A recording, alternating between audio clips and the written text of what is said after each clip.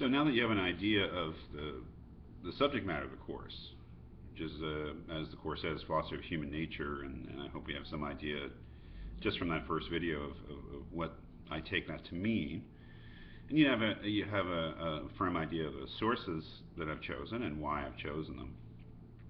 Let's talk about how the course will proceed as an online course and what you need to do.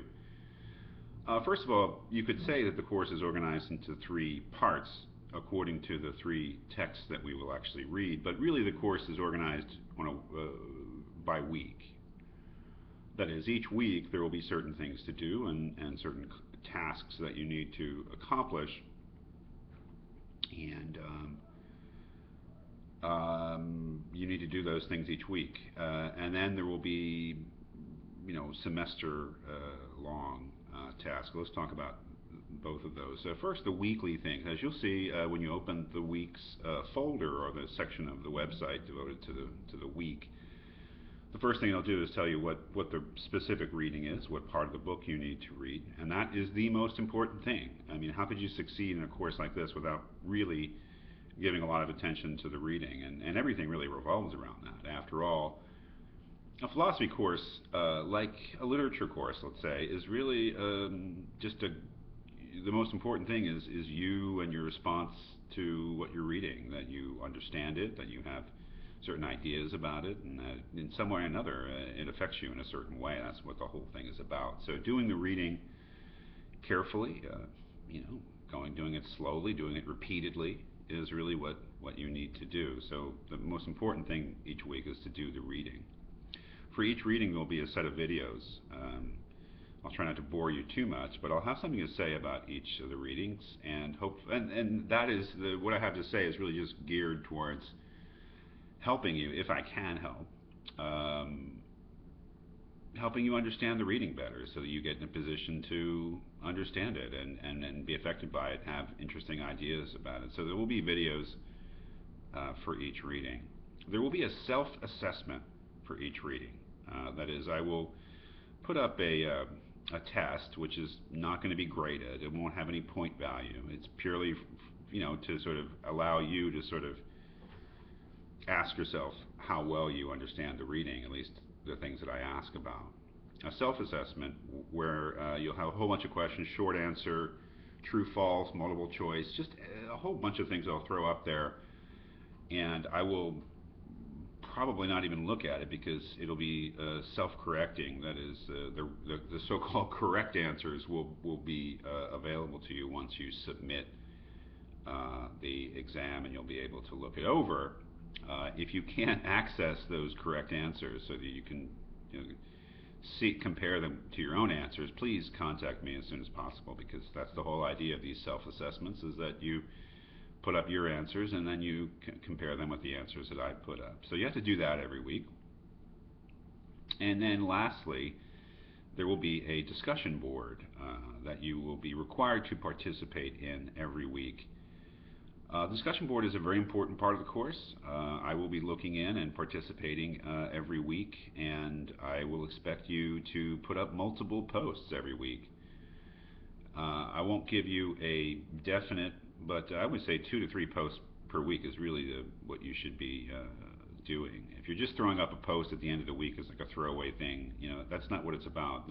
What it's about is putting up substantive comments, responses, reactions, ideas, questions of your own, and putting them out there for your fellow students and having them respond and getting some sort of discussion going. So I will be looking very closely at how regularly you participate in this discussion board and how much effort you put into your posts. So that's the weekly thing. You need to do the reading. Of course, watching the videos is optional, but I encourage you to watch them. Do the self-assessment and participate in the discussion board. Then we have to talk about exams and essays.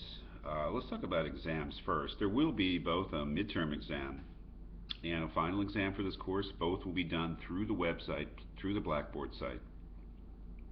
The midterm will be more or less a reading exam, sort of a reading comprehension exam. That'll be pretty closely based upon the weekly self-assessments.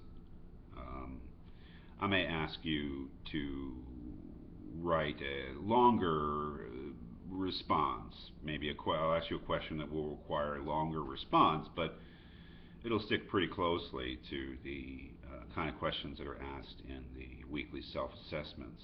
But the midterm exam is really just a sort of slightly larger version of those self-assessments. The final exam is different. I mean, a final exam in a course like this really has to be an essay exam or an exam that requires essay answers, because what your teacher wants to know after spending an entire semester reading 3 books is how well you know those books, how well, therefore, you can respond to general questions about those books, and how well you can compare the different books that we've read, so that you can expect that the questions on the final exam really will require you to compare the different authors we've read with each other with regard to the basic themes that come out of our reading of those texts. So we'll have a midterm and a final. And then we've talked about essays. I want you to write an essay on each book. 3 or 4 page, really 4 page, let's say, essay on each one of the books that we've read. And let's say that I'll give you the due dates, but we'll do the books, and then you'll have some time to write the essay. So a 4 page essay on each one of the books. There'll be no final essay. There'll be one essay on each one of the books. And I will not give you the first thing I want. Don't email you, or you can email me with whatever question you want, but you shouldn't email me and ask me what's the topic, what's the assignment. The assignment is to write an essay on the book, and what that means is that you have to come up with your own approach. You have to come up with your own basic idea, a theme, something that you want to explore in an essay about the book, and you're free to do whatever you want as long as you write it yourself, right? You can't turn in someone else's. I'm not going to give you a topic because part of the work of writing an essay in philosophy is thinking of the topic, right? Thinking of something, an idea that you want to explore, a theme that you want to explore, and each one of your essays should have a point. It shouldn't be a research paper where you tell me when Kierkegaard was born or something like that, or all the books that Sartre wrote. No, you don't need to do additional research. You don't need to write a paper like that. And don't write a book report. It's a commentary, interpretation, and development of an idea about what you've read, and you have to come up with it. I'm available for consultation. If you have ideas, or you want to throw around some ideas, or you just want to talk about the books, you can email me, you can call me. But part of writing those essays really is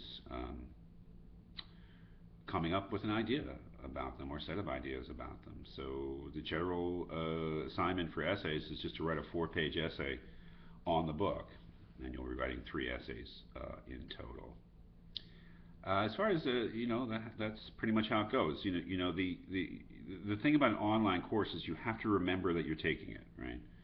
I have to remember that I'm teaching it. You have to remember that you're taking it, and that takes a certain amount of effort on our part, because online courses can be put on the back burner. I know that. I've been teaching them long enough, and so one of the things you definitely want to show me is that you are engaged with the course, and that means doing the self-assessments, which are ungraded, but I'll know whether you're doing them or not, and participating in a lively and regular way in the discussion board.